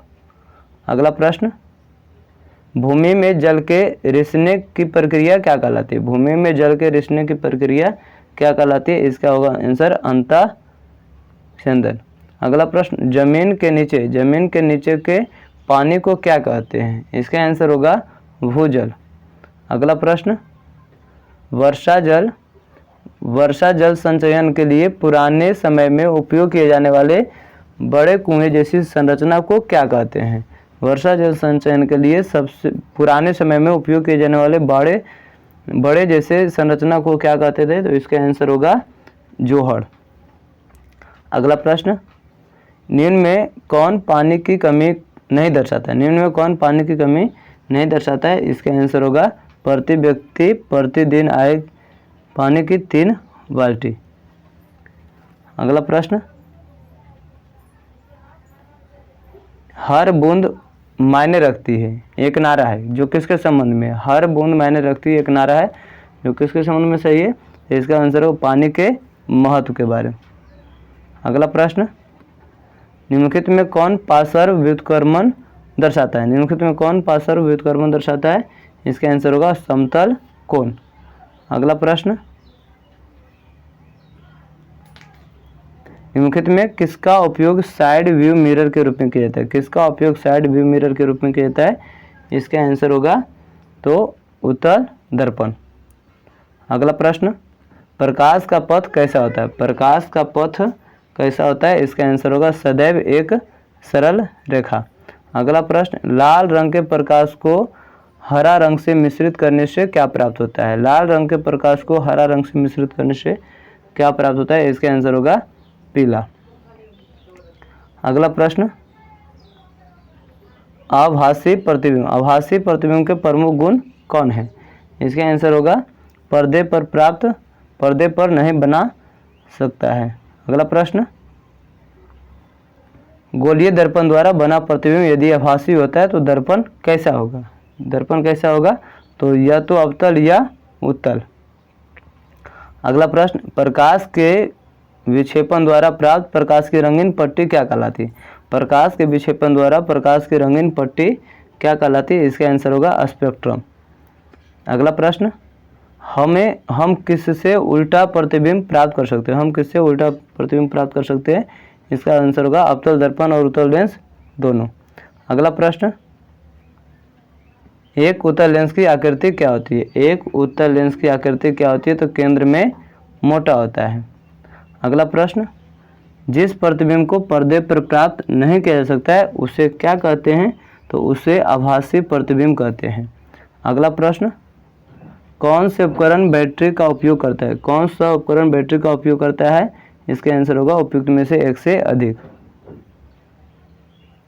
अगला प्रश्न, एक डिवाइस में सेलों की व्यवस्था किस प्रकार होती है? एक डिवाइस में सेलों की व्यवस्था किस प्रकार की होती है? तो इसके आंसर होगा उपयुक्त में से एक से अधिक। अगला प्रश्न, एक विद्युत परिपथ में बल्ब तभी जलता है जब स्विच किस प्रकार रखा जाता है? तो चालू स्थिति में। अगला प्रश्न, जब स्विच ऑन स्थिति में होता है तो विद्युत परिपथ को क्या कहते हैं? तो विद्युत परिपथ को खुला, बंद, खुला, पूर्ण या उपयुक्त में से कोई नहीं, तो उपयुक्त में से एक, बंद, पूर्ण। अगला प्रश्न, बिजली के उपकरणों का उपयोग करते समय निम्नलिखित में से कौन सी सावधानियां नहीं बरतनी चाहिए? कौन सी सावधानियां नहीं बरतनी चाहिए? तो इसके आंसर होगा स्विच को कभी भी ऑन स्थिति में ना रखें। अगला प्रश्न, बल्ब में एक पतला तार होता है जिसे क्या कहते हैं? तो फिलामेंट कहते हैं। क्या कहते हैं? फिलामेंट कहते हैं। अगला प्रश्न, जब बल्ब फ्यूज हो जाता है तो विद्युत धारा परिपथ में क्या प्रभाव पड़ता है? जब बल्ब फ्यूज हो जाता है तो विद्युत धारा पर परिपथ में क्या प्रभाव पड़ता है? इसका आंसर होगा परिपथ में धारा परिपथ में प्रभावित नहीं होती है। अगला प्रश्न, एक चमकता हुआ बल्ब किसके कारण गर्म हो जाता है? एक चमकता हुआ बल्ब किसके कारण गर्म हो जाता है? तो इसके आंसर होगा विद्युत धारा के तापीय प्रभाव के कारण। अगला प्रश्न, विद्युत इस्त्री निम्न में से किसका उदाहरण है? विद्युत इस्त्री निम्न में से किसका उदाहरण है? तो इसका होगा विद्युत धारा का तापीय प्रभाव। अगला प्रश्न, किसी तार में उत्पन्न ऊष्मा की मात्रा निम्न से किस पर निर्भर करती है? किसी तार में उत्पन्न ऊष्मा की मात्रा निम्न में से किस पर निर्भर करती है? तो इसका आंसर होगा उपयुक्त में से एक से अधिक। अगला प्रश्न, प्रत्यावर्ती विद्युत धारा के कारण कौन कौन सा प्रभाव नहीं होता है? प्रत्यावर्ती विद्युत धारा के कारण कौन कौन सा प्रभाव नहीं होता है? तो इसका आंसर होगा रासायनिक प्रभाव। अगला प्रश्न, फ्यूज के स्थान पर निम्न में से किसका उपयोग किया जाता है? फ्यूज के स्थान पर किसका उपयोग किया जाता है? इसका आंसर होगा MCB। अगला प्रश्न, निम्नलिखित में कौन सा विद्युत परिपथों में अत्यधिक धारा का कारण नहीं है? निम्नलिखित में से कौन सा विद्युत परिपथों में अत्यधिक धारा का कारण नहीं है? इसका आंसर होगा स्विच ऑफ की स्थिति में। अगला प्रश्न, जब किसी तार में विद्युत धारा प्रवाहित होती है तो यह कैसा व्यवहार करता है? तो इसका आंसर होगा चुंबक की तरह। अगला प्रश्न, फ्यूज तार आमतौर पर किसका बना होता है? फ्यूज तार आमतौर पर किसका बना होता है? टीना और शीशा का। टीना और शीशा का। अगला, शीशा। वाहनों द्वारा तय की गई दूरी को कौन सा यंत्र मापता है? वाहनों द्वारा तय की गई दूरी को कौन सा यंत्र मापता है? तो ओडोमीटर। अगला प्रश्न, एक बस 90 मिनट में 54 किलोमीटर की दूरी तय करती है तो बस की गति क्या होगी? बस की गति क्या होगी? तो इसका होगा 54,000 बटा 90 मिनट, तो 90 गुने 60 कर देंगे, सेकंड में बदल जाएगा। एक शून्य से एक शून्य कट जाएगा, एक शून्य से एक शून्य, 9 छक्का 54, यानी 10 मीटर प्रति सेकेंड। अगला प्रश्न, खेल गतिविधियों में समय अंतराल को मापने के लिए उपयोग की जाने वाली डिवाइस को क्या कहते हैं? तो खेल गतिविधियों में समय अंतराल को मापने के लिए उपयोग की जाने वाली डिवाइस को क्या कहते हैं? इसका आंसर होगा स्टॉप वॉच या स्टॉप घड़ी। अगला प्रश्न, यदि किसी वस्तु की गति सीधी रेखा में बदलती रहती है तो उसकी गति क्या कहलाती है? तो उसकी गति क्या कहलाती है? असमान गति। अगला प्रश्न, सबसे प्रसिद्ध आवधिक गति किसकी होती है? सबसे प्रसिद्ध आवधिक गति किसकी होती है? तो इसका आंसर होगा सरल लोलक की। अगला प्रश्न, निम्न में से कौन सूर्य द्वारा डाली गई छाया के अध्ययन पर आधारित है? निम्न में से कौन सूर्य द्वारा डाली गई छाया के अध्ययन पर आधारित है? इसका आंसर होगा सन डायल। अगला प्रश्न, अंतरिक्ष रॉकेट की गति को व्यक्त करने के लिए सबसे उपयुक्त इकाई क्या है? अंतरिक्ष रॉकेट की गति को व्यक्त करने के लिए सबसे उपयुक्त युक्ति क्या है? तो इसका आंसर होगा किलोमीटर प्रति सेकेंड। अगला प्रश्न, स्वामी 30 मिनट में अपने घर से 4 किलोमीटर की दूरी पर स्थित अपने स्कूल तक चलकर जाता है। पहुंचने पर वह देखता है कि स्कूल बंद है और 10 मिनट में अपने दोस्त की गाड़ी से घर वापस आ जाता है। तो किलोमीटर प्रति घंटा में उसकी औसत गति क्या है? तो इसका 30 मिनट में अपने घर से 4 किलोमीटर की दूरी पर स्थित अपने स्कूल तक चलकर जाता है। तो दूरी कितना हो गया? दूरी हो गया 8 किलोमीटर।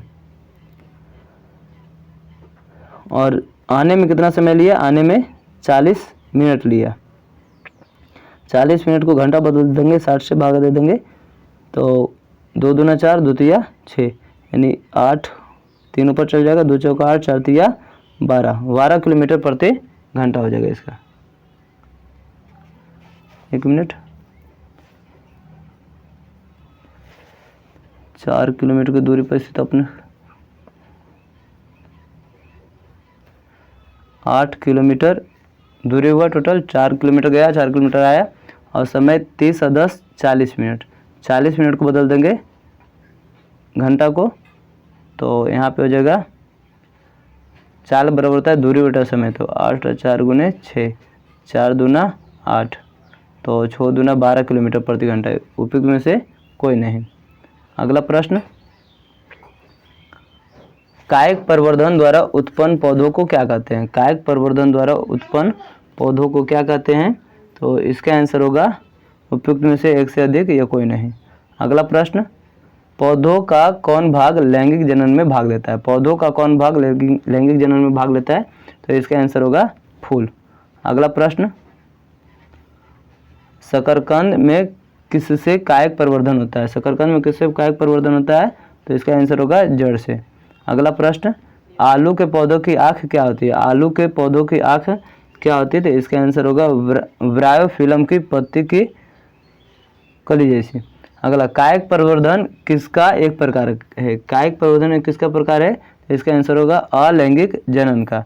अगला प्रश्न, विभिन्न पुष्पों के अंडाशय में क्या होता है? विभिन्न पुष्पों के अंडाशय में क्या होता है? तो इसका आंसर होगा एक से अनेक बीजांड। अगला प्रश्न, इष्ट प्रजनन किस प्रकार करते हैं? इष्ट प्रजनन किस प्रकार करते हैं? इसका आंसर होगा मुकुलन द्वारा। अगला प्रश्न, कवक में प्रजनन कैसे होता है? कवक में प्रजनन कैसे होता है? इसका आंसर होगा बीजाणु निर्माण द्वारा।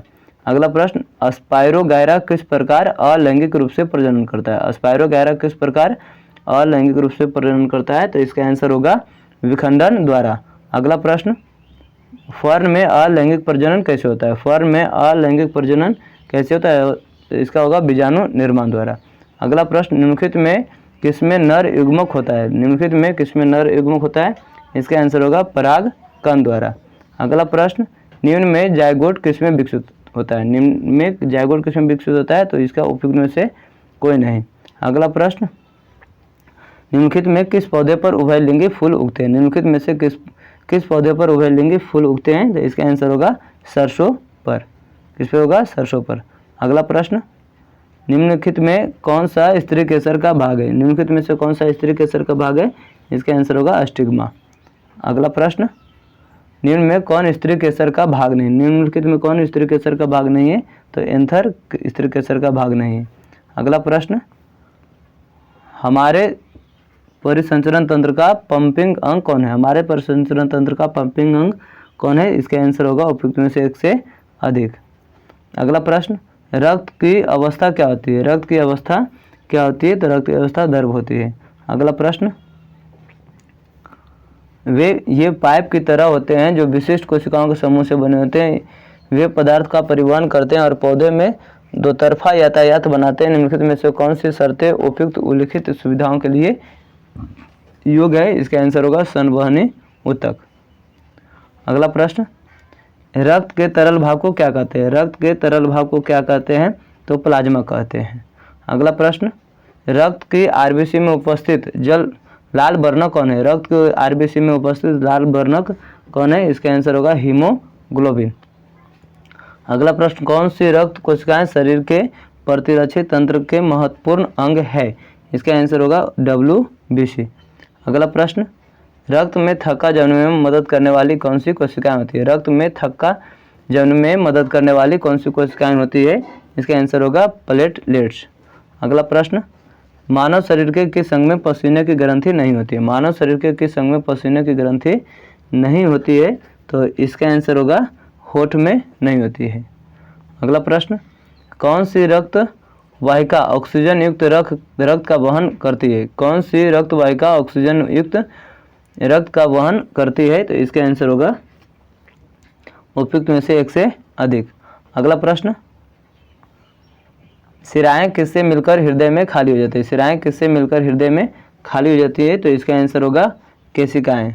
अगला प्रश्न, हृदय कहाँ स्थित होता है? हृदय कहाँ स्थित होता है? तो वक्ष गुहा में। अगला प्रश्न, मानव हृदय में कितने कक्ष होते हैं? मानव हृदय में कितने कक्ष होते हैं? तो 4। अगला प्रश्न, हृदय की ध्वनि को सुनने के लिए प्रयुक्त यंत्र या उपकरण का नाम क्या है? तो इसका क्या आंसर होगा? स्टेथोस्कोप। अगला प्रश्न, रक्त और ऊतकों के बीच पोषक तत्वों का अवशोषण और शोषण गैसों का आदान प्रदान कैसे होता है? तो इसका आंसर होगा कोशिकाओं द्वारा, केशिकाओं द्वारा। अगला प्रश्न, सभी जीव छोटी सूक्ष्म इकाइयों से बने होते हैं जिन्हें नग्न आंखों से नहीं देखा जा सकता है। इन्हें क्या कहते हैं? तो इसका आंसर होगा कोशिकाएं।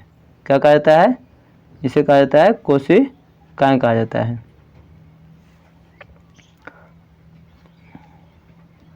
अगला प्रश्न, इन्हें क्या कहा जाता है? कोशिकाएं।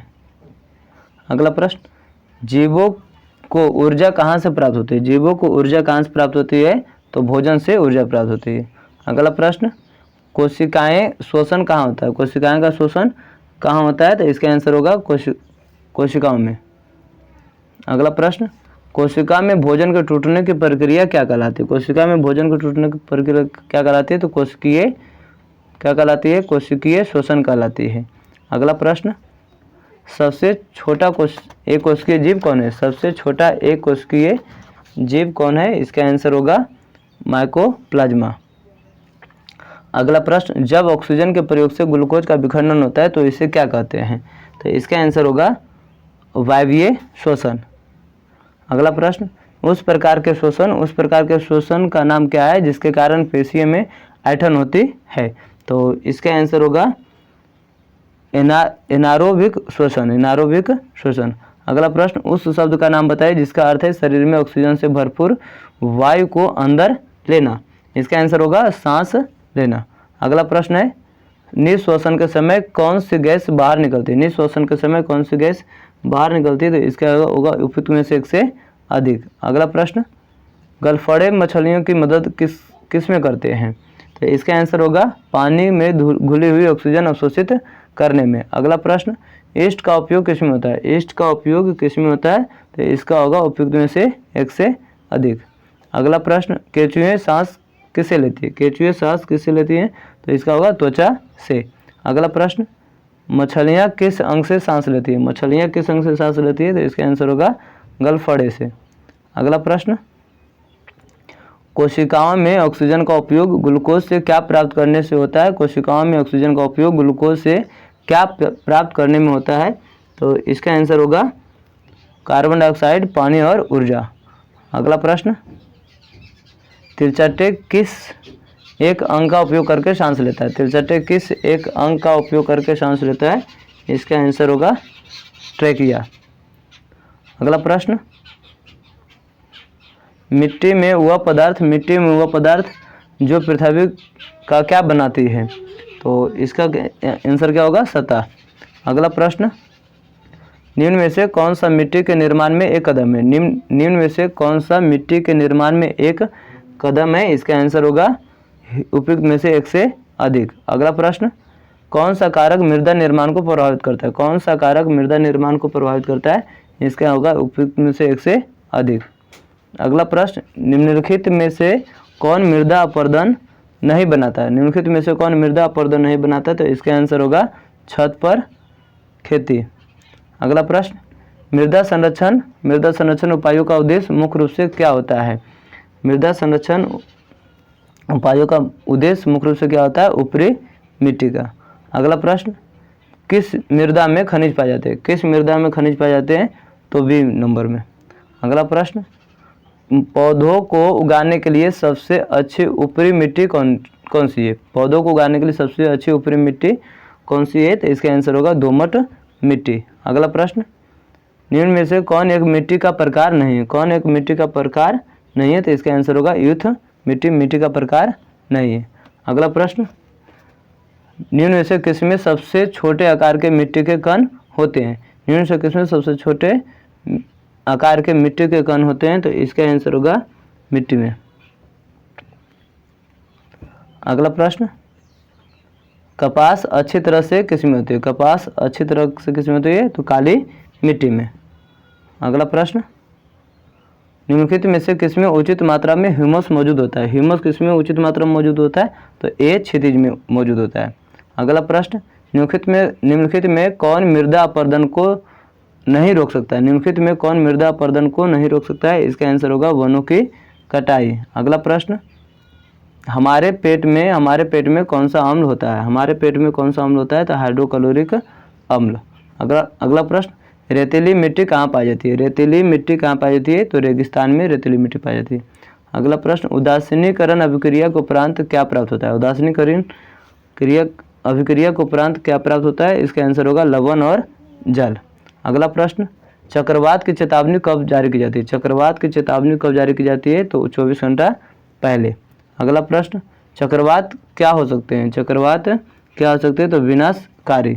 अगला प्रश्न, वायु धाराएं कैसी उत्पन्न होती है। वायु धाराएं कैसी उत्पन्न होती है, तो पृथ्वी पर असमान ताप के कारण।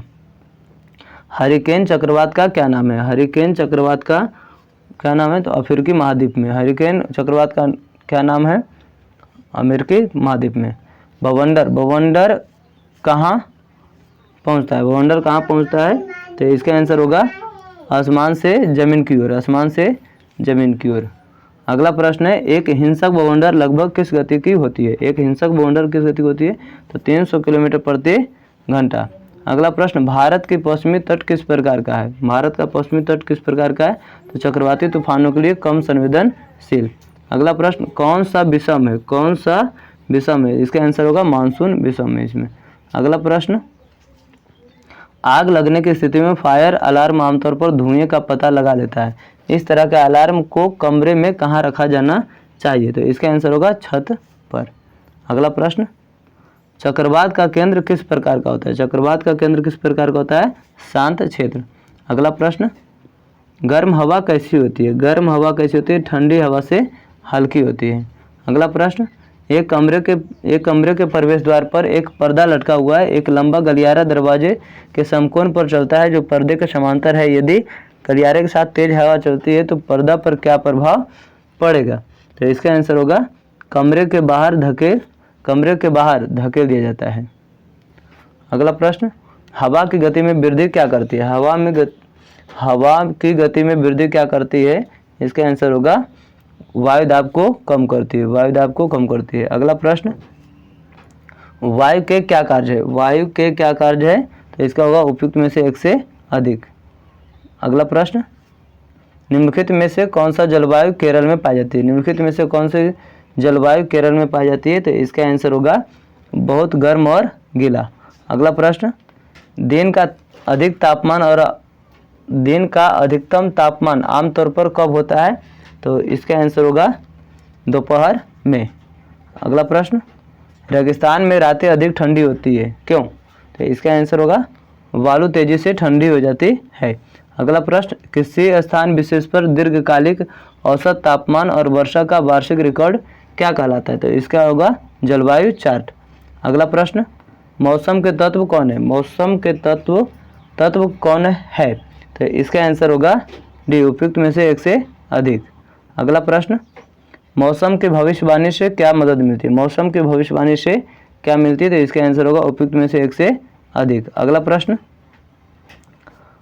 किसी स्थान की आर्द्रता से क्या तात्पर्य? किसी स्थान की आर्द्रता से क्या तात्पर्य? इसका आंसर होगा वायु में जलवाष्प की मात्रा से। अगला प्रश्न, पेंगुइन कहाँ रहने के अनुकूलित है? पेंगुइन कहाँ रहने के अनुकूलित है? तो इसका होगा ध्रुवीय प्रदेश। अगला प्रश्न, भारत के निम्नलिखित में से किस भाग की जलवायु गर्म और शुष्क है?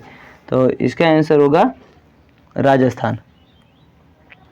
अगला प्रश्न, निम्नलिखित में से कौन सा कथन पेंगुइन के लिए गलत है? कौन सा कथन पेंगुइन के लिए गलत है? तो वे तैर नहीं सकते, वे तैर सकते हैं। अगला प्रश्न, आमतौर पर रात्रिचर बड़े गद्देदार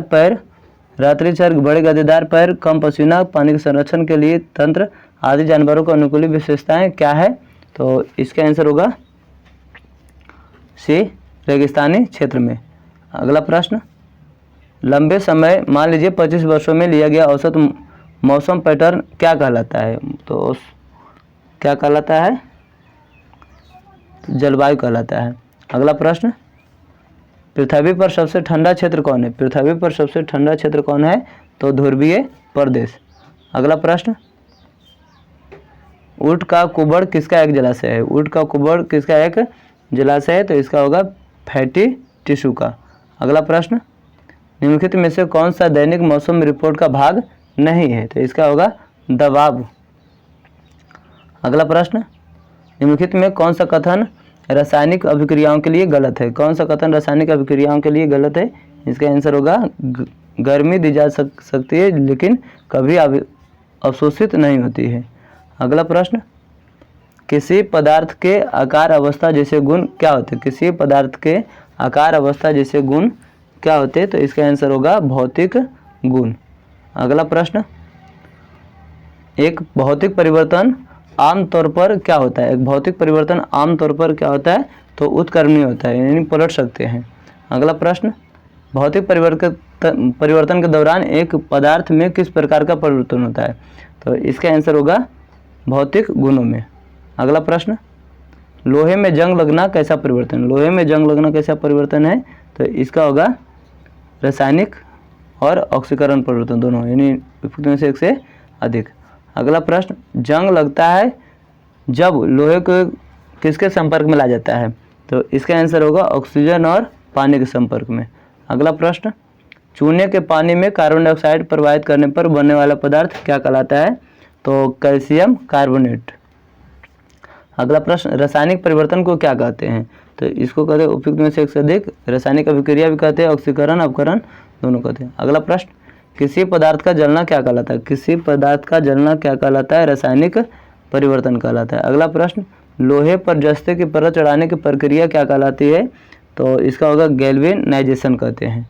अगला प्रश्न, कॉपर सल्फेट पाउडर के 1 ग्राम में तनु सल्फ्यूरिक एसिड की 2 बूंदें डाली जाती है और फिर इसे घोलने के लिए गर्म पानी की थोड़ी मात्रा डाली गई है, तो ठंडा करने पर सुंदर नीले रंग के क्रिस्टल अलग हो जाते हैं।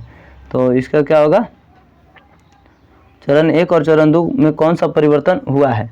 तो इसका आंसर होगा दोनों भौतिक परिवर्तन है। अगला प्रश्न, निम्नलिखित में से कौन सा भौतिक परिवर्तन है? कौन सा भौतिक परिवर्तन है? तो लकड़ी के लट्ठों को छोटे छोटे टुकड़ों में काटना। अगला प्रश्न, निम्नलिखित में कौन सा रासायनिक परिवर्तन है? इसका आंसर होगा उपयुक्त में से एक से अधिक। अगला प्रश्न, रासायनिक परिवर्तनों में क्या होता है? तो रासायनिक परिवर्तन में होता है गैसें निकलती है, रंग में परिवर्तन होता है, स्वाद में भी परिवर्तन होता है, इनमें से सभी। अगला प्रश्न, अम्ल का स्वाद क्या है? अम्ल का स्वाद क्या है? तो अम्ल का स्वाद खट्टा है। अगला प्रश्न, क्षार का स्वाद कैसा होता है? क्षार का स्वाद कड़वा होता है। क्षार का स्वाद कैसा होता है? कड़वा। अगला प्रश्न, अम्लीय और क्षारकीय माध्यम में अम्लीय और क्षारकीय माध्यम में फेनोल्फेथलीन सूचक में रंग क्रमशः क्या होती है? तो इसका आंसर होगा रंगीन और गुलाबी, रंगीन और गुलाबी होता है। अगला प्रश्न, क्षारों की प्रकृति कैसी होती है? क्षारों की प्रकृति कैसी होती है? क्षारीय। अगला प्रश्न, इनमें से किसे छूने पर साबुन जैसा महसूस होता है? तो इसका आंसर होगा क्षार। अगला प्रश्न, निम्नलिखित में से कौन एक प्राकृतिक संकेतक है? इसका आंसर होगा उपयुक्त में से एक से अधिक। अगला प्रश्न, सबसे अधिक इस्तेमाल होने वाला प्राकृतिक संकेतक कौन है? इसका आंसर होगा लिटमस। अगला प्रश्न, जल में अम्ल का विलयन बनाने का सही तरीका क्या है? तो इसका आंसर होगा जल में अम्ल मिलाना, जल में अम्ल मिलाना। अगला प्रश्न, निम्नलिखित में से कौन सा मूल प्रकृति का है? निम्नलिखित में से कौन मूल प्रकृति का है? तो इसका आंसर होगा नीला थोथा। अगला प्रश्न,